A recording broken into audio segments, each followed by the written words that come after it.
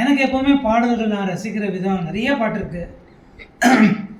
அதில் குறிப்பாக என்னுடைய கவனத்தை ஈர்க்கும் பாடல்கள் எதுனா, ஒரு படம் கிட்டத்தட்ட 2.5 மணி நேரம் 3 மணி நேரம் இருக்குது. அந்த படத்தோட கதையை அந்த படம் பார்க்க வேணாம், ஒளிச்சித்திரம் கேட்க வேணாம், பாட்டில் அந்த படத்தோட கதையை புரிஞ்சிக்கலாம் அப்படின்னா அது செய்யக்கூடிய மிகச்சிறந்த ஒரு பாடலாசிரியர் கண்ணதாசன் அவர்கள் தான். நிறைய பாட்டு இருக்குது. உதாரணத்துக்கு ஒரே ஒரு பாட்டு சொல்கிறேன். அவர்கள்னு கேபி சார் படம் ஒன்று இருக்குது. அதில் அந்த படத்தோட கதை என்னென்னா, அனுன்னு ஒரு கேரக்டர், அவள் வந்து ஒருத்தனை காதலிப்பா. ஏதோ சில காரணங்களால் அந்த காதல் கைகூடாமல் ராமநாதன் ஒரு கேரக்டரை கல்யாணம் பண்ணிப்பாள். அந்த ஆள் ஒரு ஸ்டாடிஸ்ட் அப்படின்றது தெரிஞ்ச உடனே டைவர்ஸ் வாங்கிக்கிட்டு ட்ரான்ஸ்ஃபர் ஆகி இன்னொரு ஊருக்கு வேலைக்கு போவாங்க. அங்கே அவங்க கூட வேலை பார்க்குற ஜூனியர் ஜானின்ற ஒரு கேரக்டர் மேலே அவனுக்கு காதல் வந்துடும். ஸோ ஓரளவு தைரியம் வந்து அவனை வந்து கல்யாணம் பண்ணிக்கலாமா வேணாமான்ற ஒரு டயலமாவில் இருக்கிற நேரத்தில் இவங்க ஆல்ரெடி சந்தித்த அந்த பரணின்ற கேரக்டர் லவ்வரும் அந்த ஊருக்கு வந்துடுவான். இந்த ராமநாதனும் திரும்பி மன்னிப்பு கேட்க வந்துடுவான். இந்த சூழ்நிலையில் அவங்க உடம்பு சரியில்லாமல் படுத்துருவாங்க. 3 பேரும் அவங்கள விழுந்து வந்து கவனிப்பாங்க. இது டோட்டல் கதை வந்துச்சு. முடிவு என்னன்றதை விட்டுருவோம். இந்த சுச்சுவேஷனுக்கு ஒரு பாடல் எழுதணும். இது அந்த காலத்தில் நான் காலேஜ் படிச்சுட்டு இருந்தேன்னு நினைக்கிறேன். ஒரு சபாவில் வந்து லைவாக ஒரு போட்டி வச்சாங்க. அதாவது ஸ்பாட்டில் கேபி சார் சுச்சுவேஷன் சொல்லி அதுக்கு உடனே எம்எஸ்வி அவர்கள் டியூன் பண்ணி அது உடனே பாலு சார் வந்து ஸ்டேஜில் பாடணும்னு சொல்லி. ஸோ அவங்க ஏற்கனவே ப்ரிப்பேர் பண்ணிட்டு வந்தாங்கன்றது நமக்கு தெரியாது. பட் பார்க்கும்போது நிஜமாகவே அந்த ஸ்பாட்டில் நடந்தது தான் நான் நம்புகிறேன். ஸோ சுச்சுவேஷன் சொன்ன பிறகு டியூன் போட்டாங்க. அந்த சாங் அந்த பர்டிகுலர் சரணத்தை சொல்கிறேன் நான் உங்களுக்கு. இப்போ நான் சொன்ன அத்தனை விஷயத்தையுமே ஒரு 8 லைனில் நான் சொல்கிறது எவ்வளோ சிரமப்பட்டேன், அவ்வளோ ஈஸியாக சொல்லியிருப்பார் அவர். கண்ணன் என்றாள் முருகன் வந்தான், முருகா என்றாள் கண்ணன் வந்தான், எந்த தெய்வம் சொந்தம் என்று பூவை பூஜை செய்வாள், கதை எழுதி பழகிவிட்டாள், முடிக்க மட்டும் தெரியவில்லை, அங்கும் இங்கும் பாதை உண்டு, இன்று நீ எந்த பக்கம், ஞாயிறுண்டு திங்கள் உண்டு, எந்த நாள் உந்த நாளோ. அதே படத்தில் இன்னும் ஒரு சின்ன பிடிச்சிருக்கேன், போர் அடிக்க மாட்டேன், எனக்கே ஒரு இன்ஸ்பிரேஷன் ஆகிடுச்சு. அந்த அண்ணுன்ற கேரக்டர் வந்து பரணின்ற கேரக்டர் லவ் பண்ணுறது பிரிஞ்சாங்க. இவங்க லெட்டர் போட்டுக்கிட்டே இருப்பாங்க.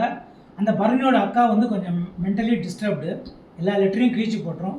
ஸோ இவங்க லெட்டர் எழுதினதே தெரியாது. அணுக்கு ட்ரான்ஸ்ஃபர் ஆகி வேறு ஊருக்கு வந்துடுவாங்க. வேறு வழி இல்லாமல் டைவர்ஸாக ஆகி ஒரு குழந்தைய வச்சுக்கிட்டு வீட்டில் இருப்பாங்க. அதே ஃப்ளாட்டுக்கு எதிர் ஃப்ளாட்டில் பரணி குடி வருவார். அவர் ஒரு புல்லாங்குழல் வித்வான். ஸோ ஒரு புல்லாங்குழல் வாசிக்கிறதை கேட்டு இவங்க தெரிஞ்சிடுவோம் நம்ம பரணி தான் வந்திருக்காருன்னு. அவங்க ஏன் என்ன காரணன்றதை அவங்க சொல்லணும். அது எப்படி சொல்ல முடியும்? ஸோ அந்த பாட்டு கேட்டு இப்படி ஒரு தாலாட்டு பாடுவா, அதில் அப்படியே என் கதை.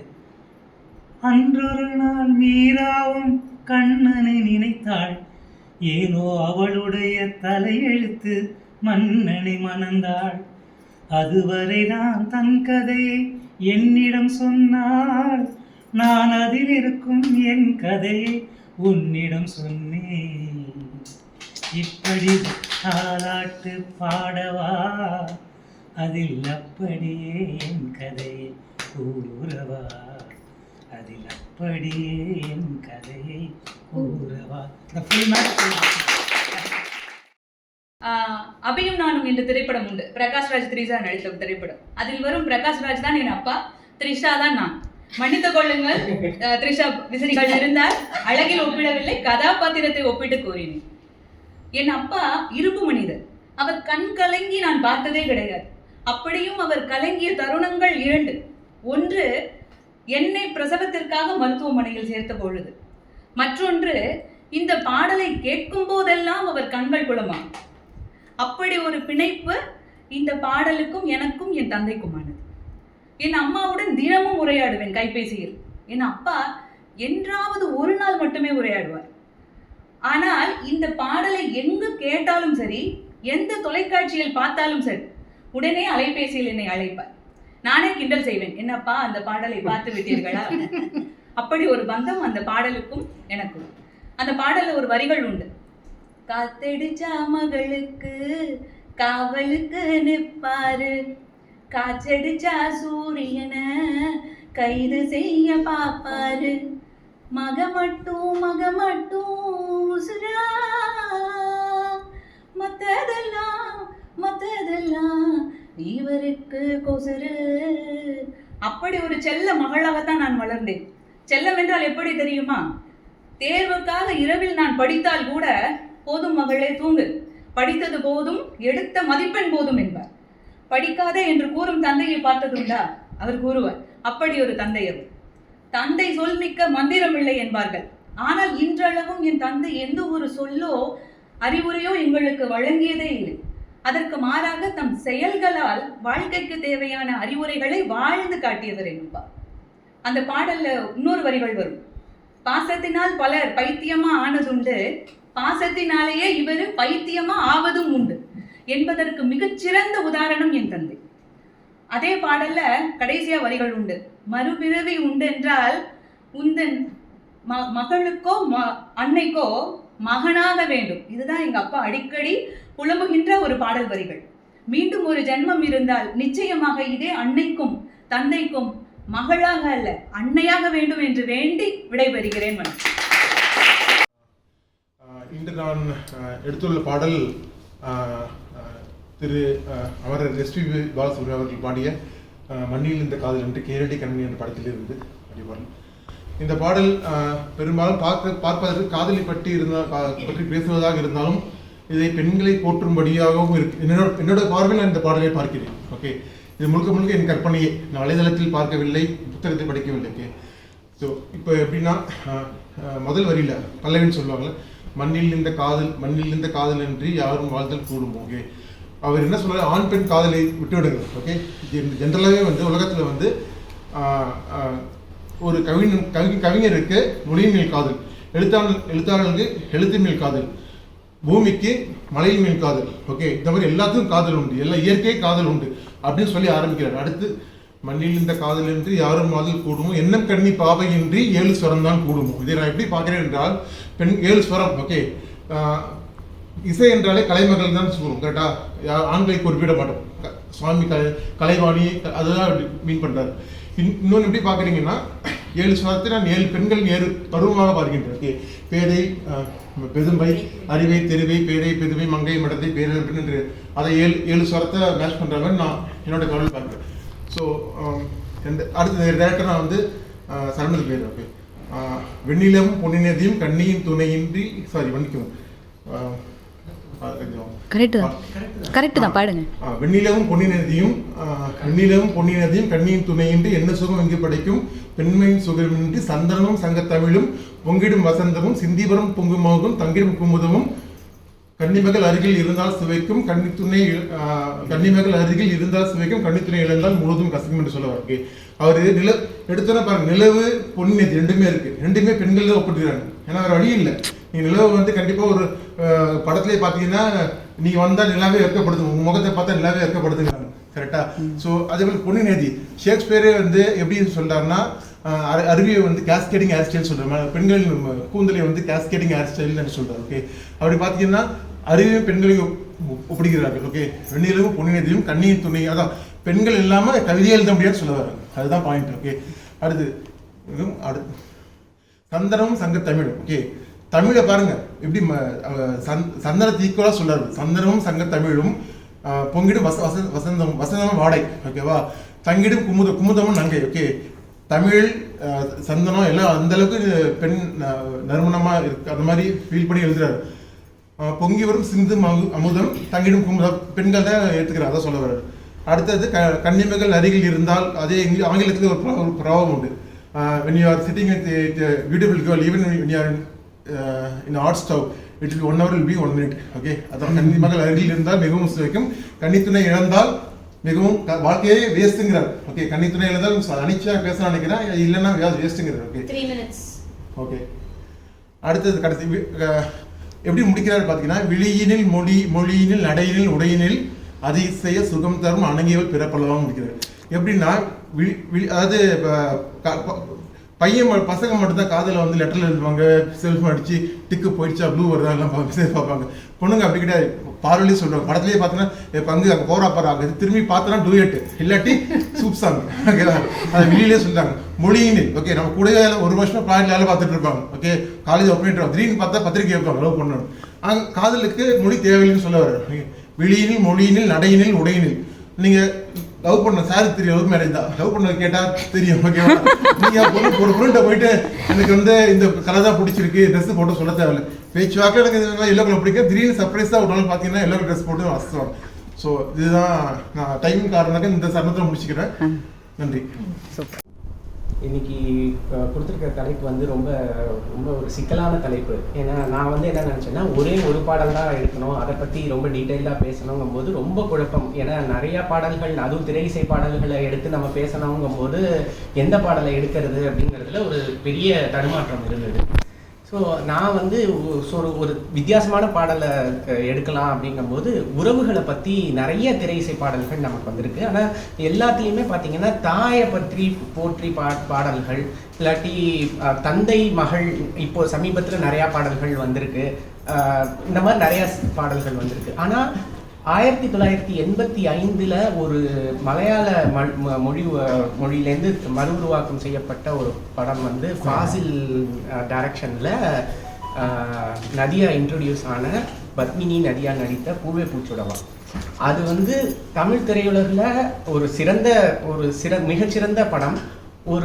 ஒரு பாட்டி பேத்தியை பற்றி எனக்கு தெரிஞ்சு மலையாள ஒரிஜினலில் இருந்திருக்கும். அதுக்கப்புறமா இன்னைக்கும் சரி இந்த மாதிரி ஒரு அழகான ஒரு பாடல், அந்த கதையே வந்து பாட்டியும் பேத்தியும் இருக்கிற ஒரு உறவு, எப்படி அவங்களுக்குள்ள ஒரு உறவு, அவங்களோட உன்னதமான அவங்களோட மனம் எவ்வளோ தவிச்சுக்கிட்டு இருப்பாங்க அந்த பேத்தியை பார்க்கறதுங்கிற மாதிரி தான் அந்த கதையே. ஸோ அந்த பாடல் வந்து வரிகளும் சரி, அந்த பாடலை எடுத்த விதமும் சரி, அவங்க 2 பேர் நடிப்புக்கே இலக்கணம் பத்மினி அம்மாவும், அந்த புதுமுகம் நதியா வந்து தமிழ் திரையுலகத்தில் ஃபாசிலால் அறிமுகப்படுத்தப்பட்ட ஃபர்ஸ்ட் படம். ஆனால் அது அந்த மாதிரி இருக்காது. அவங்க 2 பேருக்கும் உள்ள ஒரு உன்னதமான ஒரு இதை வந்து அந்த ஒரு பாடல் அது வந்து மாண்டேஜில் தான் வரும், பின்னணி இசையில் தான் வரும், உதட்டாசைவு இருக்காது அப்போவே. அதாவது யாருமே உதட்டாசைவில் பாடிட்டு ரோட்டில் டான்ஸ் ஆடுற மாதிரிலாம் இல்லாமல் மாண்டாஜில் பின்னாடி வந்து பின்னணி இசை மட்டும் வரும். அது ஒரு அருமையான, இன்றைக்கும் நம்ம எல்லாரும் மிஸ் செய்யக்கூடிய ஒரு எம்எஸ்வி கண்ணதாசனுக்கு அடுத்து நம்ம எல்லாரும், என்னுடைய தலைமுறை அட்லீஸ்ட்டு ரொம்ப ரசித்த கூட்டணி வந்து வைரமுத்து இளையராஜா. அவங்க கூட்டணியில் வந்த ஒரு உன்னத வரிகளுடைய ஒரு பாடல். அந்த பாடல் வந்து ஏன் நான் வந்து சொல்கிறேன்னா, ஃபஸ்ட்டு வந்து ஒரு பேத்தியை வந்து பாட்டி வந்து எப்படி பார்ப்பாங்கங்கிறது வந்து ரொம்ப அழகான வரிகள் வந்து அமைஞ்சிருக்கிற ஒரு பாடல்.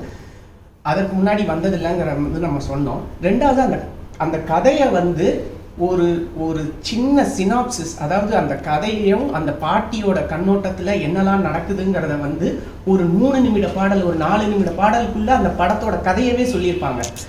கண்ணதாசன் சில பாடல்கள், கர்ணன் எல்லாம் சொல்லியிருப்பாரு, நிறையா பாடல்கள். அதே மாதிரி ஒரு மொழியாக்கம் பண்ணப்பட்ட ஒரு படத்தில் ஒரு படத்தை வந்து சுருக்கி 4 நிமிஷமாக தர முடியுமா? தந்திருப்பாங்க.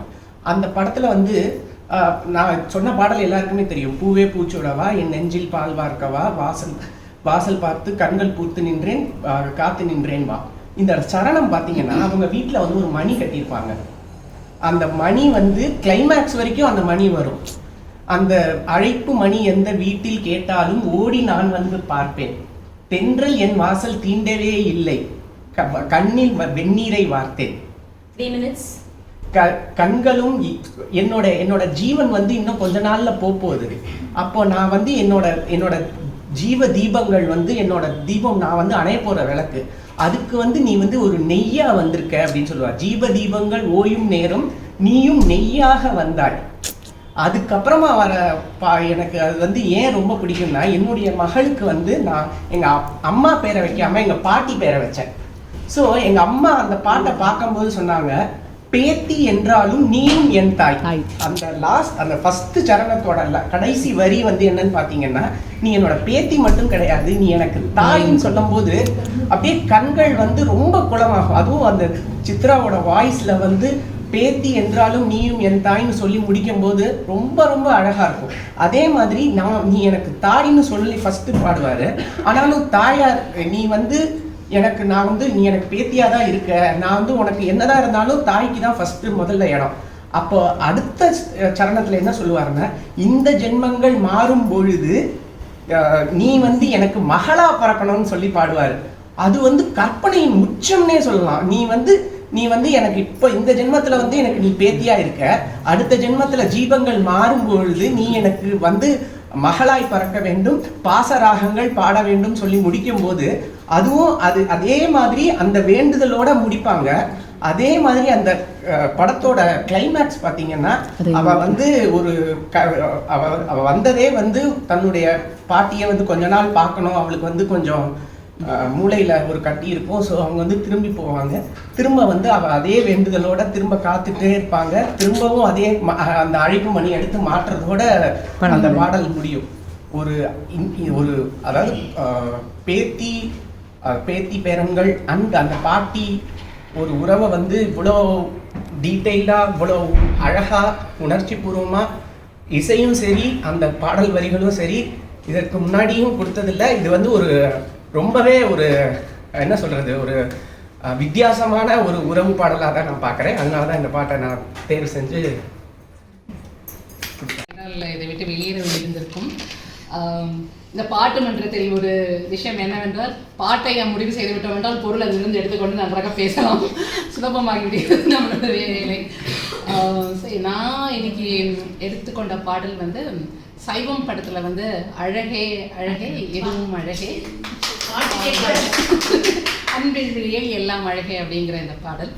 ஸோ ஏன் பிடிக்கும் அப்படின்னா இப்பவே கை கழிட்டோம், எல்லாத்துக்கும் பிடிக்கும். அது ஏன் பிடிக்கும்னு சொல்லவே தேவையில்லை.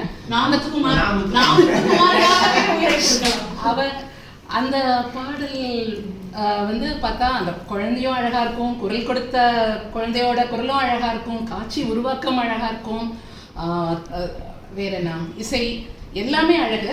ஆனா நான் முத்துக்குமாரின் வரிகள் அதுக்கு அழகு சேர்க்கும். அப்போ அந்த பாடலை பார்க்குறேன், நிறையா இருக்குது அதில் கவலைகள் மறந்து வாழ்ந்தால், கவலைகள் மறந்திருந்தால் வாழ்க்கையும் அழகு.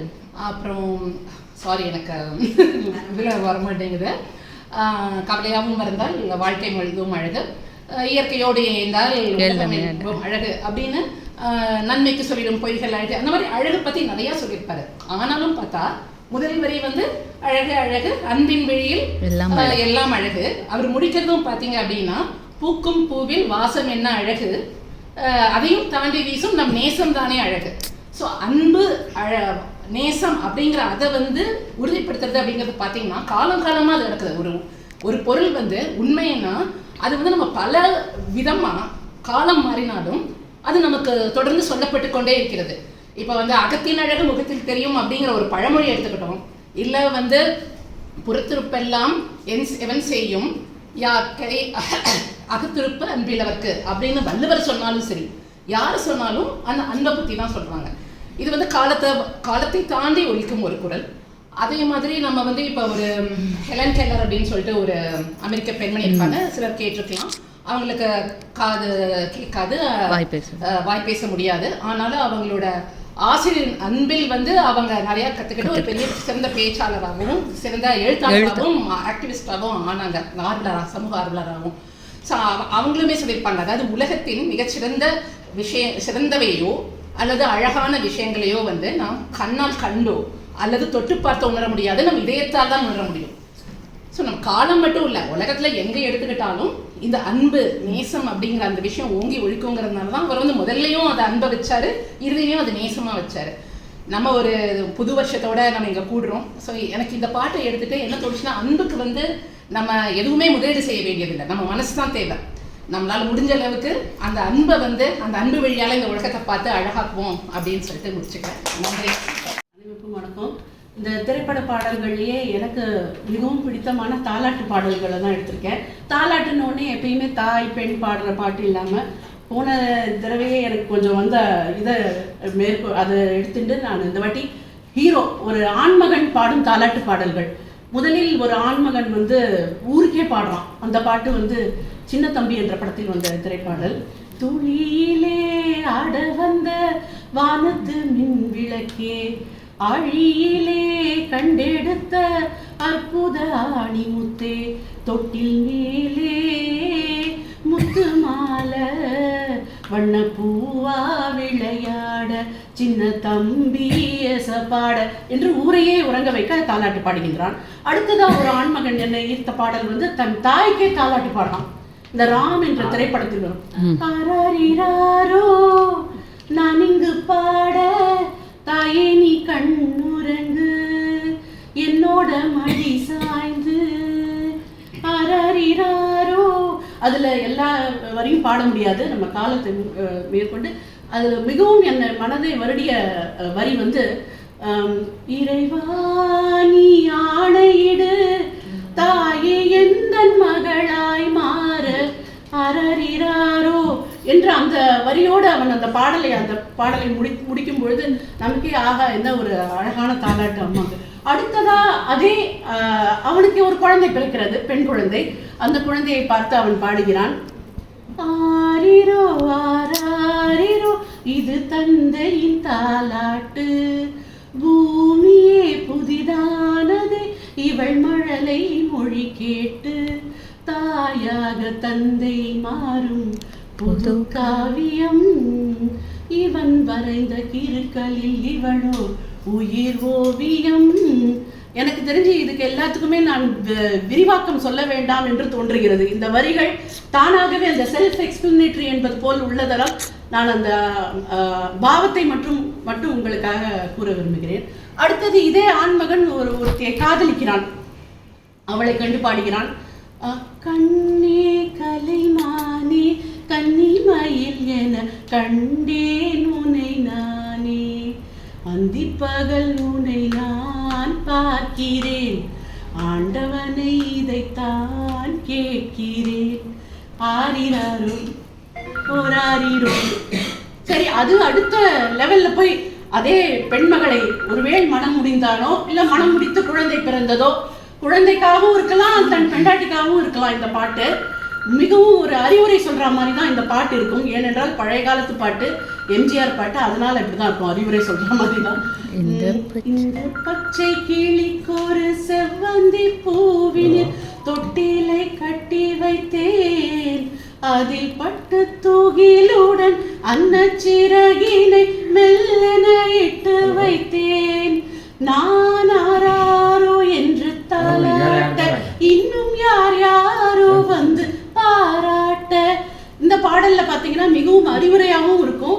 ஆனா அவன் நியாயமா பார்த்தா அங்க ஒரு பெண்ணை தான் தூங்க வைக்கிறதுக்காக பாடிட்டு இருப்பான். ஆனா இது குழந்தைக்காகவும் இருக்கலாம், தன்னுடைய இவளுக்காக.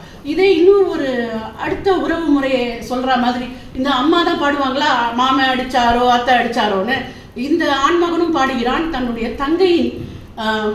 தங்கையின் குழந்தையை வந்து மணக்க வேண்டுமாய் தன் தாலாட்டு பாடுறாரு. நம்ம எல்லாருக்கும் ரொம்ப பிடித்த பாடல். இதோட முடிச்சுக்கிறேன்.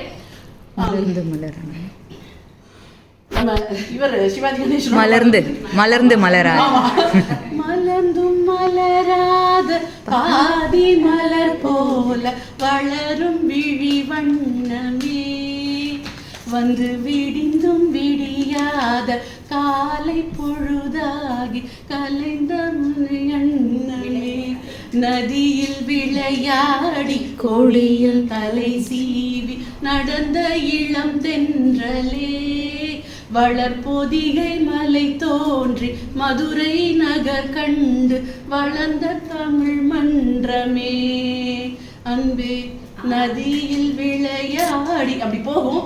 ஆரிராரோன்னு சொல்லி இந்த பாடல் வரிகள் ஃபுல்லா பாட முடியல நேரம் காரணத்தினால் அதுல அவர் முடிப்பாரு. தங்கை மகளான மங்கையை நீ மனம் முடித்து எப்படி எல்லாம் இருக்கணும்னு அவங்களும் பாடுவாங்க. உறவுகளையும் இதில் கொண்டு வந்து ஒரு ஆணும் பாடி இருப்பது போல இருக்கும். இந்த மாதிரி இந்த ஆண்கள் பாடின தாலாட்டு பாடல்கள்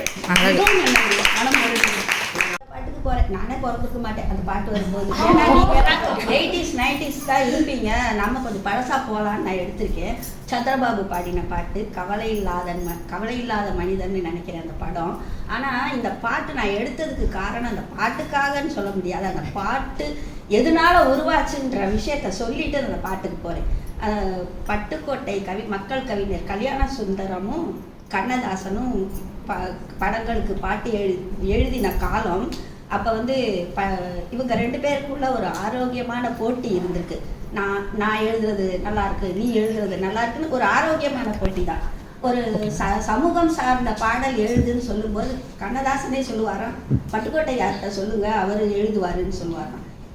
தத்துவம் காதல் இதெல்லாம் பாட சொல்லும்போது பட்டுக்கோட்டையார் சொல்லுவாராம், கண்ணதாசன்கிட்ட சொல்லுங்க அவர் நல்லா பாடுவார். அவங்களுக்கு கூட அப்படி ஒரு ஆரோக்கியமான நட்பு. இதில் எப்படின்னா பட்டுக்கோட்டை கல்யாண சுந்தரம் வந்து ஒரு அறுவை சிகிச்சை இதில் வந்து ஒரு இறந்துடுறாரு, அட்மிட் ஆகிடுறாரு, ஆஸ்பத்திரியில் அட்மிட் ஆகி இறந்துடுறாரு. அதை கண்ணதாசனால் தாங்கிக்க முடியாமல் ஒரு வாரம் ஒரு ரூம்குள்ளே உட்காந்து அழுதுகிட்டே இருக்காரு. ஒரு வாரம் அவரால் யாராலையும் அவரை வெளியில் கொண்டு வரவே முடியலை. எல்லாரும் படம் புக் பண்ணியிருப்பாங்களே பாட்டு எழுத, அவங்களாம் என்னடா பண்ணுறது, இவர் இப்படி ரூமை விட்டு வெளியில் வர மாட்டேங்கிறாரேன்னு இருக்கும்போது ஒரு பிரபல நடிகர் போய், நீங்கள் ஏன் இப்படி உள்ளே உட்காந்துட்டு இருக்கீங்க, வாங்க நீங்கள் அவரை பற்றி ஒரு பாட்டு, இதை பற்றியே ஒரு பாட்டு எழுதுங்க, நீங்கள் அதை விட்டு மீண்டு வந்துடுவீங்கன்னு சொல்லும்போது அந்த ஸ்பாட்டில் எழுதின பாட்டு இந்த பாட்டு. பிறக்கும் போதும் அழுகின்றான், இறக்கும் போதும் அழுகின்றான். அப்படி அந்த பாட்டு அவர் அந்த வரிகள் வந்து பார்த்தீங்கன்னா அவ்வளோ நல்லாயிருக்கும். இரவு அழுதால் பனித்துளி பிறக்கும், முகில் அழுதால் மழைத்துளி பிறக்கும், மனிதா நீ கவலையை மறந்து ஒரு நாளாவது சிரிக்க மாட்டியா மானிடனேன்னு கேட்குறாரு. அதுக்கப்புறம் அது இப்படி அழுதுகிட்டே இருந்தா எப்படி, அதில் கொஞ்சம் இன்பம் சேர்க்கணுன்ட்டு, அன்னையின் கையில் ஆடுவது இன்பம், கன்னியின் கையில் சாய்வது இன்பம், தன்னை அறிந்தால் இன்பம், தன்னலமற்றது பேரின்பம்னு முடிக்கிறார். அதில் வந்து கண்ணதாசன் அந்த ஸ்பாட்டில் எழுதின பாட்டுன்னு இது நான் ஒரு இதில் படித்தது, இது உங்களோட இதெல்லாம் பகிர்ந்துக்கணும்னு நினச்சி நான் இந்த பாட்டை தேர்வு செஞ்சு உங்ககிட்ட சொல்லிட்டேன். வணக்கம். நான் மெய்சிலிர்த்து ரசித்த பாடல்கள் ஏராளம். அதில் எனக்கு பிடித்த சில பாடல்களை பற்றி இங்கு நான் பகிர்ந்து கொள்ள விரும்புகிறேன். எத்தனையோ பேர் இப்போ 2-3 பேர் பேசுனீங்க, பாடலோட வரிகளை ரசிச்சுட்டு இருக்கீங்க. எனக்கு வந்து பாடல் வரிகள் முதல்ல ஈர்க்கிறதுக்கு முன்னாடி அதில் சில உயிரெழுத்துக்களும் பாடலுக்கு உயிரூட்டும் அப்படிங்கிறது நம்ம பார்க்கலாம். உயிரெழுத்துக்கள் எப்படி உயிரூட்டும், இந்த ஆ அப்படின்னு பாடும், அப்பா ஓ அப்படின்லாம் சேர்த்துருப்பாங்க ஒரு பாடலோட ஆரம்பத்திலையோ இல்லை ஒரு பாடலுக்கு இடையிலோ இல்லை கடைசியிலையோ. அந்த மாதிரி ஒரு பாடலை வந்து அழகாக அலங்கரிக்கும். அந்த மாதிரி இதில் நிறைய ஓ வந்து இருக்கு. அந்த காலத்துலேருந்தே ஓ வந்து போட்டிருப்பாங்க. அதில் வந்து என்னென்னா ஓ பாப்பா லாலி என்று சோகமாக, அந்த ஓக்கு சோகமாக. அப்புறம் வந்து ஓ மானே மானே மானே உன்னை தானே அப்படின்னு அது ஒரு உற்சாகமாக அந்த ஓ இருக்கும். ஸோ அந்த வகையில் ஓ வந்து பல ஒரு உணர்வுகளை வந்து பிரதிபலிக்கிறது ஓ என்கிறது. அது வந்து ஒரு ஆச்சரியமான ஒரு விஷயம் எனக்கு பட்டது. அந்த வகையில் எனக்கு பிடித்த ஒரு பாடல் வந்து இந்த பாடலில் ஓ அதிகமாக பயன்படுத்தியிருப்பாங்க. 1950 பராசக்திங்கிற ஒரு பாடல், பராசக்தி படத்தில் இருக்கிற ஒரு பாடல். அதில் வந்து எப்படி ஆரம்பிக்கும் அப்படின்னா நினச்சிக்கோங்க,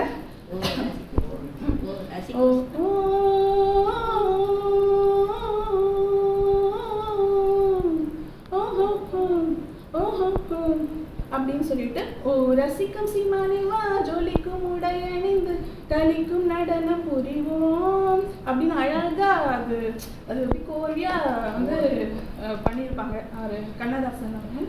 ஸோ அந்த பாடல் வந்து எனக்கு ஏன் பிடிச்சது அப்படின்னா, என் தந்தை வந்து அந்த பாடல் வந்து அடிக்கடி வீட்டில் பாடிட்டே இருப்பாங்க.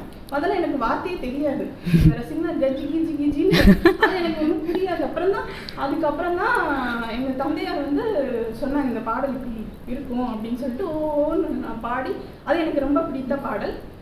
அடுத்ததாக உயிர்மையில் அகர வரிசை பார்த்தீங்கன்னா அது கூட பாடலில் வந்து ரொம்ப அழகாக அலங்கரிக்கும். எப்படி பார்த்தீங்கன்னா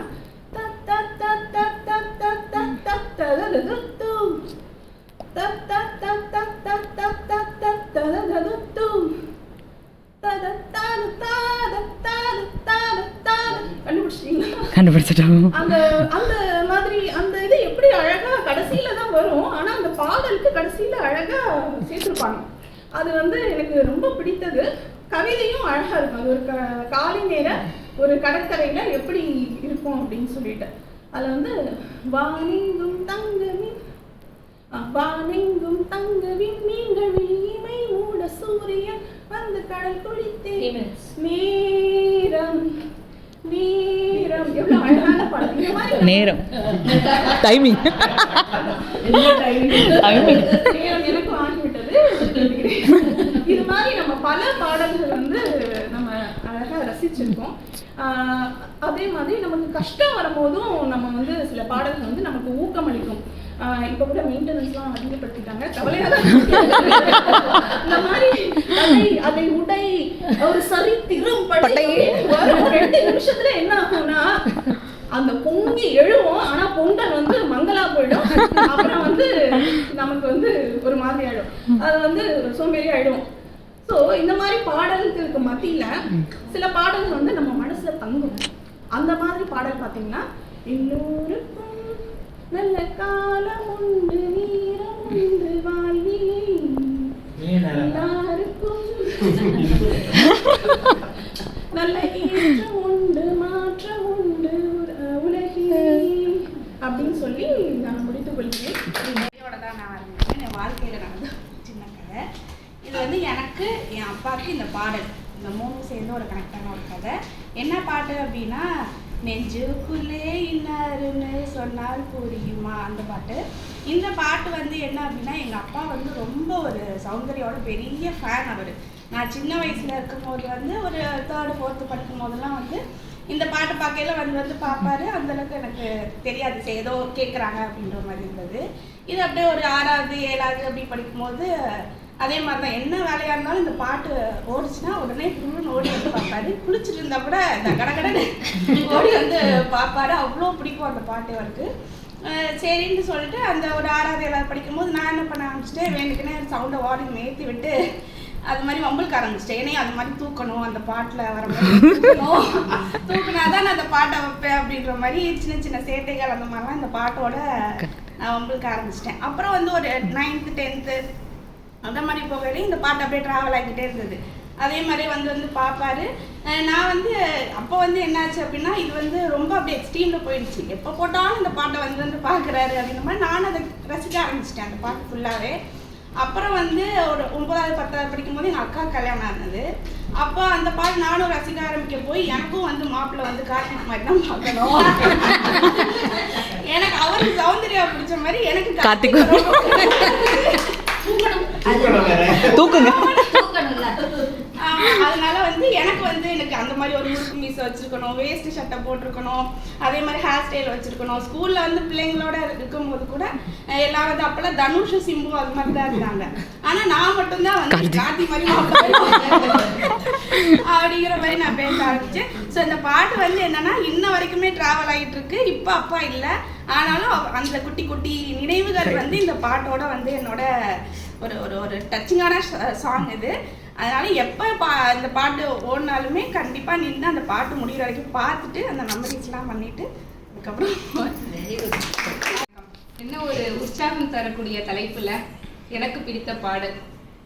ஸோ பாடல் வந்து பார்த்தீங்கன்னா நம்ம தாலாட்டாக பிறக்கும் போதிலிருந்து இறக்கும் வரை ஒப்பாரியாக நம்முடன் பயணித்து கொண்டு தான் இருக்கிறது. அதுபோல என்னுடன் எப்போதும் பயணித்து கொண்டிருக்கும் ஒரு பாடல் இளம் கன்று பயமறியாதுன்னு சொல்லுவாங்க. உண்மைதானே? நம்ம எவ்வளோ குறும்புகள்லாம் அரங்கேற்றி இருப்போம், ஆனால் நம்ம பெரியவங்க சும்மா விடுவாங்களா? எல்லாத்துக்கும் சேர்த்து ஒரு பெரிய அப்பா வச்சிருவாங்க. பேய் இருக்கும்பாங்க, பிசாசு இருக்கும்பாங்க, இந்த நேரத்துக்கு போகக்கூடாது, அங்கே போகக்கூடாது, இது பண்ணக்கூடாது, இப்படிலாம் சொல்லுவாங்க. அது இல்லாமல் குறிப்பாக இரவு நேரங்களில் தான் இந்த பேய் கதை, திகில் கதை இந்த மாதிரிலாம் கூட்டம் கூட்டமாக பேசுவாங்க ஊரில். அப்படி அது கூட பரவாயில்லைங்க. ஆனா இந்த படத்துல வந்து ஒரு சாமி பொம்மையை வச்சே ஒரு காட்சி, பொம்மையே வேணாங்கிற அளவுக்கு நமக்குள்ள ஒரு பயத்தை வரும். இப்பெல்லாம் ஆனா படத்துக்கு போனா பேய் அழகா இருக்கு, எல்லாம் ஒரே குதூகலமா வெளியே வராங்க பார்த்துட்டு. கட்டில் கீழே இறங்க கூட பயமா இருக்கும், அப்படி ஒரு பயத்தை உருவாக்கி வச்சிருந்தாங்க. அப்படி அந்த மாதிரி ஒரு பள்ளி பருவத்துல வந்து எனக்கு பாடப்பகுதியா வந்த ஒரு செய்யுள் பட்டுக்கோட்டை கல்யாண சுந்தரனார் அவர்களுடைய பாடல் வரிகள். வேப்பமர உச்சியில் நின்று பேய் ஒன்று ஆடுதுன்னு எல்லாருக்கும் தெரிஞ்சிருக்கு. ஸோ அந்த வரிகள் வந்து எனக்கு அன்னைக்கு வந்து என்னுடைய மனப்பேய் பயத்தை மட்டும் போக்கலை, எதையும் எளிதில் நம்ம வந்துட்டு நம்பிவிடக்கூடாது, நம்ம பகுத்தறிவை பயன்படுத்தி ஆராய்ந்து தான் நம்ம நடந்துக்கணும். அதனால பெரியவங்க பேச்சு வந்து நம்ம கேட்கக்கூடாதுன்னு இல்லை, நம்ம வந்து புரளிகளை புறம் தள்ளணும். இது வந்து ரொம்ப முக்கியம். அதே மாதிரி இந்த பாட்டு வந்து எனக்கு அதோட முடியல. அன்னைக்கு வந்து ஒரு பேரானந்தம் மனசுல ஒரு தைரியம் கலந்த மகிழ்ச்சி அந்த பாட்டை பாடிக்கிட்டே இருந்தா. ஆனால் அந்த ஒரு பத்தி அந்த வரிகள் மட்டும்தான். அதுக்கப்புறம் போக போக பார்த்தா ஒவ்வொரு வரிகளும் என்னோட வாழ்க்கையில ஒவ்வொரு சூழ்நிலைக்கு ஏற்ப எனக்கு வந்து ரொம்ப பிடிச்சிருந்தது. நாளும் ஒவ்வொரு பாடம் கூறும் காலம் தரும் பயிற்சி, உன் நரம்போடு தான் பின்னி வளரணும் தன்மான உணர்ச்சி.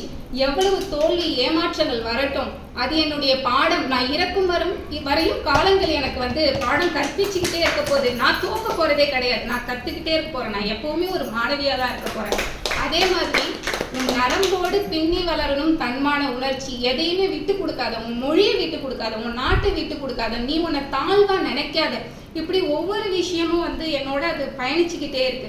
ஒரு காலத்துல போகும்போது பார்த்தா இதே பாடல் எங்க வீட்டுல வந்து தாலாட்டாக ஒலிக்க ஆரம்பித்தது, பாட ஆரம்பித்து. என்ன பாட்டுன்னு எல்லாருக்கும் தெரியும்ல, சின்ன பயலே செய்தி கேட்கல.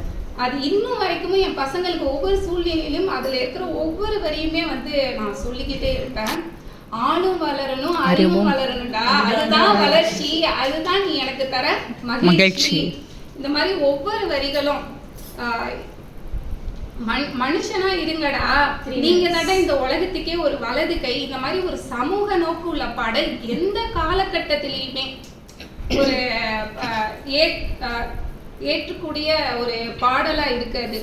அதனால இந்த ஒரு இப்படி ஒரு பாடல் வந்து இது வந்துட்டு ஒரு விதைக்கக்கூடிய ஒரு பாடல். நம்ம என்ன விதைக்கிறோமோ அதுதானே வரும். பயத்தை விதைச்சாங்க, பயம் வந்துச்சு. ஆனால் எதை விதைக்க வேண்டும், சமூகம் எதை வந்து விதைக்க வேண்டுமோ அப்படிப்பட்ட ஒரு பாடல் இது சொல்லி யார் எழுதின உரையா இருந்தாலும் விளக்க உரை தேவைப்படும். ஆனால் கண்ணதாசனோட பாடல்களுக்கு விளக்க உரை தேவை கிடையாது, ஈஸியாக புரிஞ்சுக்கலாம். அவர் படத்தில் எழுதுறான், இறைவன் இருக்கின்றானா மனிதன் கேட்கிறான், அவன் இருந்தால் உலகத்திலே எங்கே வாழ்கிறான், எங்கே வாழ்கிறான். அடுத்த லைனுக்கு போடுறான், நான் ஆஸ்திகனானே அவன் அகப்படவில்லை, நான் நாஸ்திகனானேன் அவன் பயப்படவில்லை. இது ஒரு படத்தில் வர ஒரு லைன். இதுக்கு பதில் அவனே எழுதுறான் ஒரு படத்தில். என்ன எழுதியிருக்கிறான், பூஜ்ஜியத்துக்குள்ளே ஒரு ராஜ்யத்தை ஆண்டு கொண்டு புரியாமலே இருப்பான் ஒருவன், அவனை புரிந்து கொண்டால் அவன்தான் இறைவன். இதுக்கு வந்து தமிழ விளக்கமே தேவையில்லை. அடுத்த லைன் எழுதுறான், தென்னையில நீருக்குள்ளே தேங்கிடும் ஓட்டுக்குள்ளே தேங்காயை போல் இருப்பான் ஒருவன், அவனை தெரிந்து கொண்டால் அவன்தான் இறைவன். ரெண்டாவது அடி, மூணாவது அடி, இந்த 4 அடியோடு பிடிச்சிடுறேன். ஏன்னா 3 நிமிஷம் தான் டைப் இருக்கிறேன். 2002 அடி தான். முற்றும் துறந்ததென்று பற்றறுத்து வந்தவர்க்கு சுற்றமென நின்றிருப்பான் ஒருவன், அவனை தொடர்ந்து சென்றால் அவன்தான் இறைவன். 3 நாள் தான். 4வது, கோழிக்குள் முட்டை வைத்து முட்டைக்குள் கோழி வைத்து வாழைக்கும் கன்று வைத்தான் ஒருவன், அவனை தெரிந்து கொண்டால் அவன்தான் இறைவன். 4 லைனு. அவனே கேள்வி கேட்டு அவனே பதில் சொல்லிட்டான். இந்த ஒரு நிமிஷம் பேசுங்க. ஒரு நிமிஷம். பந்துரு படம் ஒன்று, கர்ணன். அதில் பகவத்கீதையை 5 நிமிஷத்தில் ஷூட்டிங் முடிக்கணும்னு ஒரு பந்துரு சார் சொல்கிறார். அப்போ 5 நிமிஷத்தில் பகவத்கீதை எப்படியா சொல்ல முடியும்னு சொல்லிட்டு பந்துரு கேட்குறேன். அப்போ சொல்கிறா, கண்ணதாசன் போங்க, கண்ணதாசன் ஒரு பாட்டு எழுதி கொடுப்பாரு, அந்த பாட்டு நீங்கள் வந்து பிக்சரைஸ் பண்ணிடலாம் அப்படின்னு சொல்கிறார். அப்போ கண்ணதாசன் போகும்போது கண்ணதாசன் எழுதி கொடுக்குற ஒரு பாட்டு. என்ன பாட்டுனாக்கா, உள்ளத்தில்